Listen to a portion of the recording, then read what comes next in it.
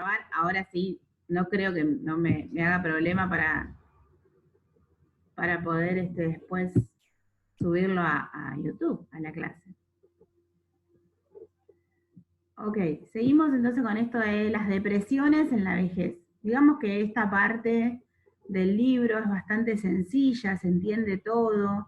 El tema de la tercera edad no tiene demasiadas especificaciones ni muchas características complicadas como para saber de qué se trata el trabajo del acompañamiento terapéutico. Por eso seguimos leyendo el libro sin hacer demasiadas,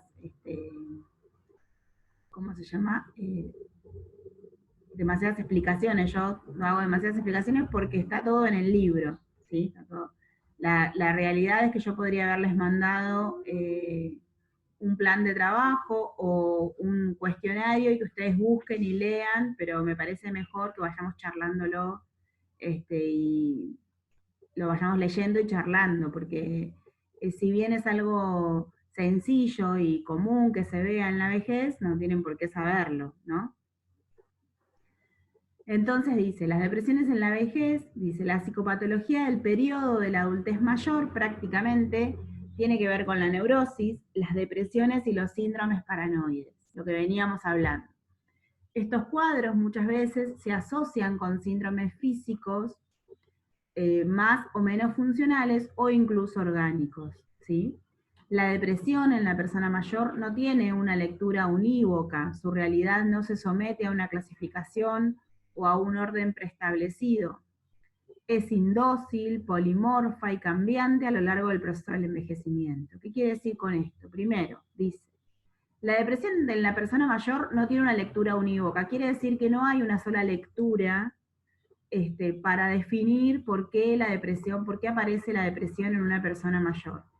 Hay una, como dice después, es indócil y es polimorfa, quiere decir que hay demasiadas maneras, o muchas maneras, de manifestación de depresión en la vejez según la persona, según las personas. Tiene que ver con la subjetividad, con las características únicas de la persona. Y de esa manera es que la depresión puede aparecer, las causas son muchas, y no siempre tienen que ver con una sola cosa, ¿sí? O con una sola causa. A lo largo, como dice, a lo largo del proceso del envejecimiento es cambiante la depresión aún en una sola persona, o en la misma persona, mejor dicho. Dice, el anciano es frágil, causas mínimas lo desestabilizan en su equilibrio parcial. Al envejecer aparecen dificultades crecientes para satisfacer el ideal del yo y el riesgo depresivo aumenta, ¿sí? Después dice, la depresión se expresa por el descenso de la autoestima, por la presencia de un sentimiento doloroso de inferioridad asociado al de culpabilidad. La agresividad puede despertarse y comportar un gesto suicida. Bueno, acá en esto de que se expresa por el descenso de la autoestima tiene mucho que ver el entorno, y a veces el entorno quizás no está todo el tiempo criticando a la persona mayor, pero el entorno, como yo les decía antes, por el hecho de cuidar a la persona, lo deja o no lo deja hacer nada. Entonces, cuando una persona no puede hacer nada porque no se lo deja hacer nada, ni tener ninguna responsabilidad, ninguna actividad útil, se siente justamente esto, inútil. Y esto hace que baje su autoestima, porque no hay nada para hacer. No es nada en lo que él sea útil, ni nada en lo que se lo necesite. Por eso desciende la autoestima, por eso baja la autoestima y ahí puede aparecer la depresión. Dice, por la presencia de un sentimiento doloroso de inferioridad, esto viene a ser lo mismo. Asociado al de culpabilidad. Bueno, la culpabilidad puede aparecer a veces por cosas que ha hecho la persona y que en este tiempo que se encuentra sin hacer nada puede tener el tiempo para analizar las cosas que ha hecho y en las que se ha equivocado. Entonces esa mirada crítica de la misma persona puede aparecer, en esa mirada crítica puede aparecer el sentimiento de culpabilidad.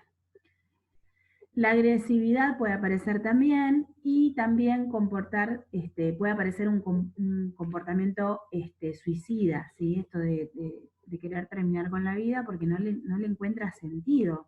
Y en eso tiene toda la responsabilidad, o recae toda la responsabilidad en el entorno. El entorno que, como todos sabemos, llevamos muchas veces una vida atareada, una vida a mil, siempre estamos con muchas cosas, con muchas responsabilidades y necesidades, las personas que no estamos en la tercera edad, entonces vivimos en un trajín, en el mismo trajín que vive la sociedad, en este eh, apuro de vivir y de hacer cosas y de llegar a metas, y no hay tiempo para sentarse con el adulto mayor y ver qué necesita, qué quiere, en qué se lo puede ayudar, cuál es la manera de mejorar su calidad de vida.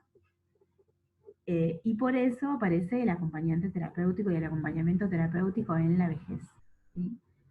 No sé si les conté, pero hace un tiempo me pidieron un acompañante terapéutico para trabajar con una señora, creo que sí que les conté, que tiene glaucoma, que casi no ve, y, que, y que en realidad no hay, no hay muchas actividades para hacer con esta persona, pero que con el acompañante terapéutico puede sentarse a leerle, y eso es lo que no, por ahí no puede hacer el entorno, porque no tiene tiempo, no por ni siquiera porque no quiere, porque tiene un montón de cosas para hacer. Entonces a veces es preferible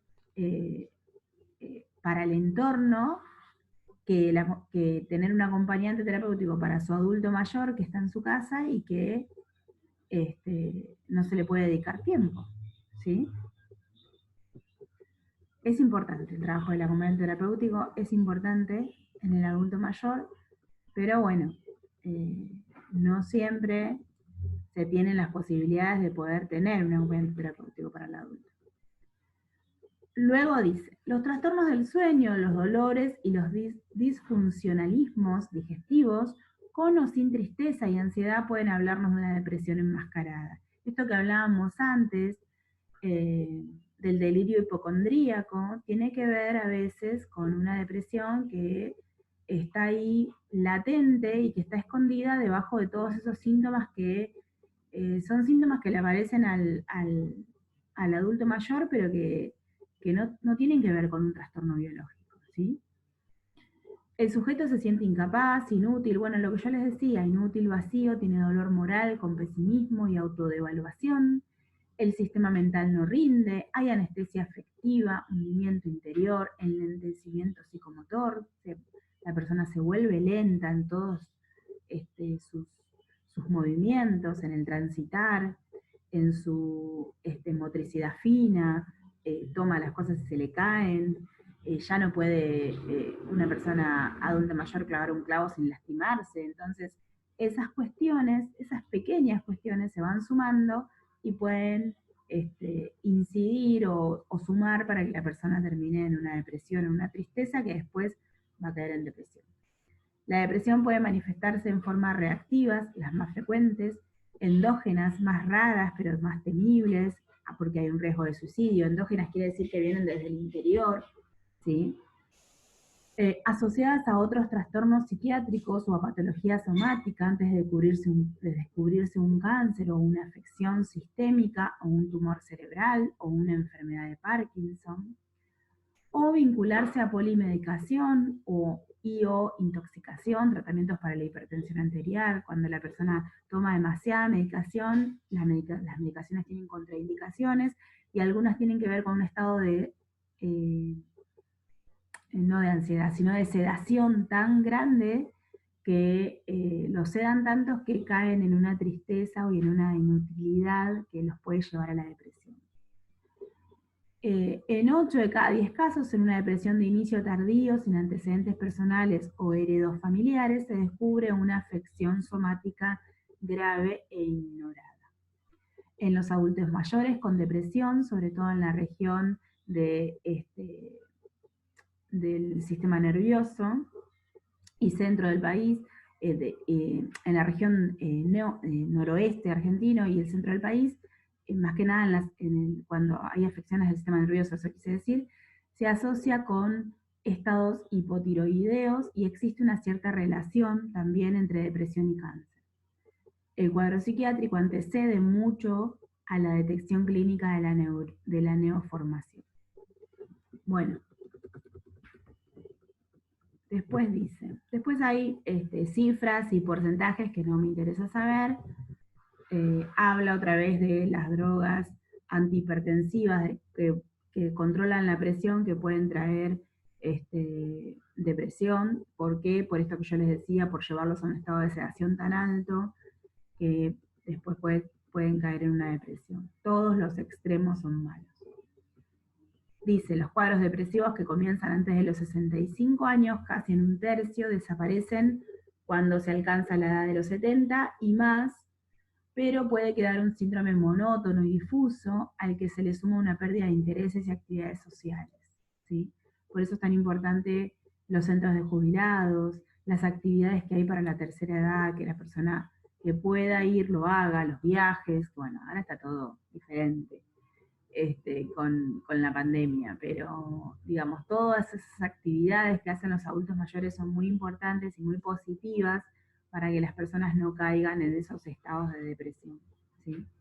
Más que nada cuando hay una familia muy ocupada en sus quehaceres, en sus cosas, y no hay tiempo para ocuparse del adulto mayor. En la depresión de los mayores, con el incremento de la edad, aumentan la ansiedad, las ideas delirantes, la hipocondríaca, la inquietud, las ideas de pobreza. No conviene olvidar que la depresión y los sentimientos depresivos en los mayores son ingredientes habituales de ese periodo de la vida, al margen de la enfermedad depresiva propiamente dicha. Y se deben a la soledad, la viudedad, las personas que quedan viudas, las restricciones económicas, ¿sí? La jubilación ya no es lo mismo que el sueldo, ya si el sueldo no alcanza, imagínense que la jubilación menos. Entonces todos esos factores suelen incidir para que la persona caiga en una depresión. Por eso es tan importante el acompañamiento, y mucho más si hay un acompañamiento terapéutico, alguien que sepa lo que puede llegar a aparecer en el adulto mayor. Bueno, sigue hablando de los fármacos, no quiero aburrirlas con tanta lectura. En resumen, acá, página 162 lo tengo yo. Dice, en resumen, la depresión es un estado donde se pierde la relación objetal, se torna imposible realizar actividades, el estado de ánimo es profunda y dolorosamente triste, hay cesación de interés por el mundo exterior, se pierde la capacidad de amar, se inhiben las funciones, disminuye la autoestima, se padecen trastornos del sueño y del apetito, hay abulia, tengo ganas pero no puedo, no me llama la atención, de eso se trata.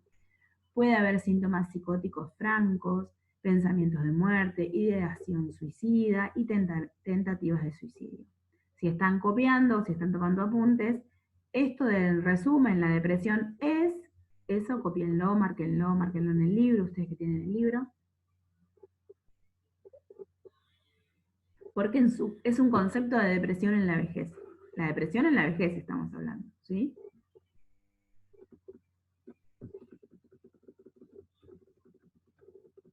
Bueno. Esperen que no quiero leer todo. Dice, después de la foto, en gerontología el reconocimiento de la depresión se hace difícil. Este estado tiende en los viejos a amplificar los síntomas físicos o las dolencias del cuerpo, ocultando así los problemas psíquicos. Por eso es difícil saber que la persona está depresiva, porque en realidad se le lleva el apunte más a los síntomas que puede presentar una persona, aquello que puede manifestar la persona, y no en realidad a la raíz del problema, porque quizás los síntomas no tienen que ver con una enfermedad biológica, estoy tomando agua y me dio hipo, pero sí tienen que ver con un estado de tristeza. ¿Qué más quiero leer? Dice debajo, no todas las depresiones en los viejos son de origen cerebral, estructural, endógena o bioquímica, por ello no deben ser tratadas con psicofármacos incisivos a largo plazo. Por eso cuando hay una persona que es depresiva o que está depresiva o que uno cree como acompañante que está en una tristeza, tienen que hablar con un profesional para que el profesional evalúe esta cuestión y vea si en realidad hay que medicarlo o no. A veces cometemos el error de decir que se tome un ansiolítico o que tome algo para dormir, porque es más fácil, que se soluciona rápido y eso a veces hace que la persona tenga más problemas, ¿sí? La persona, los adultos mayores que no pueden dormir, y bueno, tómate un ansiolítico, y a veces no es lo mejor, ¿sí? Que tome un ansiolítico, porque eso, el ansiolítico lo puede sedar tanto que después puede caer en una tristeza mayor y aparte tener una depresión. Los viejos, cuanto más lo son, sufren pérdidas sucesivas y acumulativas y pueden reaccionar en forma desmedida ante ellas. Las más frecuentes de estas pérdidas es el duelo, es la rotura de un vínculo que es conflictivo y cuya resolución es dolorosa, ¿sí? Por ejemplo, la pérdida de un ser amado o de una abstracción, o de una abstracción equivalente. De lo que se trata es aceptar la pérdida. Abstracción quiere decir que se pierda, que se le muera una mascota, por ejemplo. No puede hacer sufrir tanto como si le hubiese perdido un familiar. De lo que se trata es aceptar la pérdida y lograr la adecuada supervivencia del sujeto, los duelos, que en su mayoría son normales, y acá es donde aparece el acompañante como importante. No se tratan con medicamentos, solo hay que acompañarlos. Estos duelos no son depresiones en el sentido psicológico o psiquiátrico. ¿Bien? ¿Siguen acá? ¿Están ahí? Sí, sí. Yo sé, Lu, que te sacas la imagen para tener mejor señal, lo entiendo eso, así que todo bien. Y Sole, espero haya llegado a tu casa ya.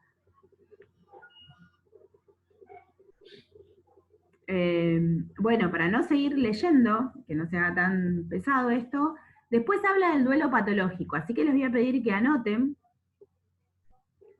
y pongan para responder qué es el duelo patológico. Léanlo y hagan una definición ustedes sin poner palabras del libro. Explique con sus palabras qué es el duelo patológico, así terminamos con este tema.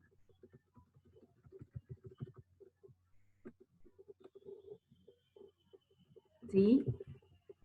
¿Qué es una ACV y qué relación tiene con los adultos mayores? La segunda pregunta.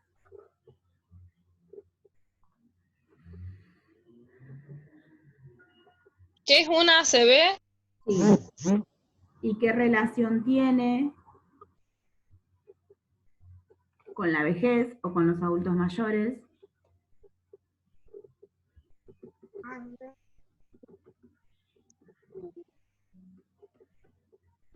3. ¿Cuáles son los tipos de ACV?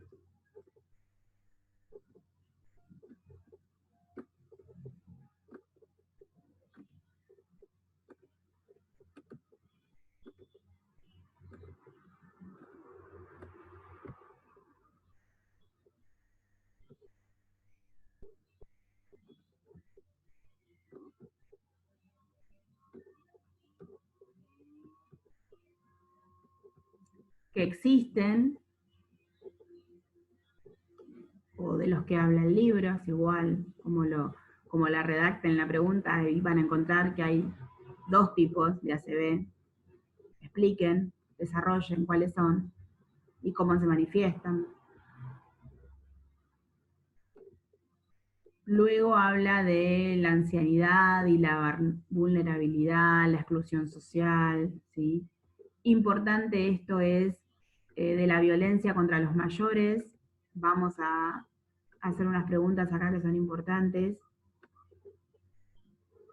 ¿Cómo se manifiesta la violencia? La 4, ¿no? ¿Cómo se manifiesta la violencia en los adultos mayores? ¿Y qué tipos de abusos puede haber?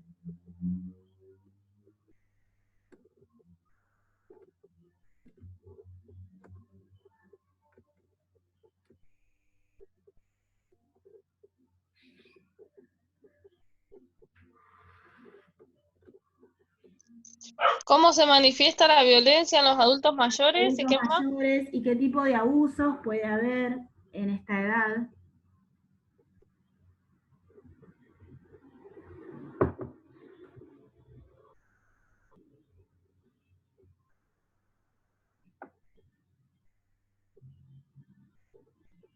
¿Sí? La próxima, la misma que hace el libro, para que ustedes puedan leerlo y hacer una respuesta propia, que es cuidar a una persona mayor. Yo pondría más que es acompañar a una persona mayor, me gusta más. Y creo que estamos ahí, porque después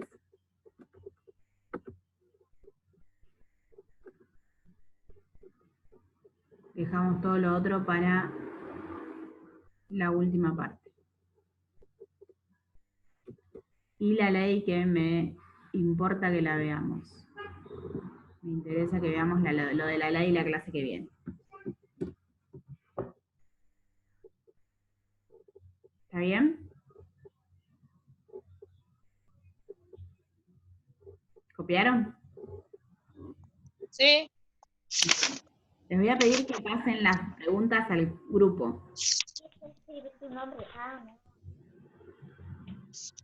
Así las chicas las tienen. Igual voy a subir la clase, pero así tienen las preguntas.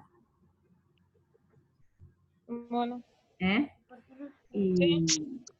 Y no sé si surgió alguna duda, si después de todo lo que leí y hablé, díganme ahora, antes de terminar.